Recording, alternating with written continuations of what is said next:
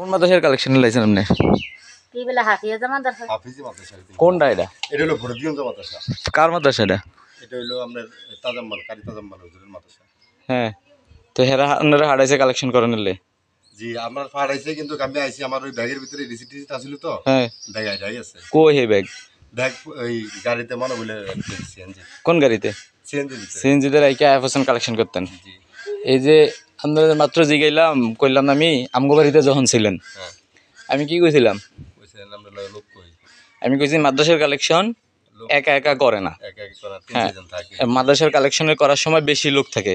আপনি কি কইছেন? আমি কইছি আছে সামনের দিকে। কোন সামনের দিকে? কইছি এদিকে আছে। হ্যাঁ, আপনি কইছেন সামনের দিকে, সামনের রাস্তায় কেউ নামছে আর এই বাড়িতে আছে কেউ। জি। হ্যাঁ, আপনারা কইলাম তাহলে এই বাড়িতে যান গিয়ে এদিক দিয়া। জি। রাস্তা দেখে দিছি, এনো আইছেন। জি। মানে এই বেতনের এই লোকটা কই? নাই। ফোন দেন আপনি, ফোন দেন, তো তো কইলে হেমিকে বেলে গেছে হেরা আইও আমরা দিতাম না। ফোন দেন।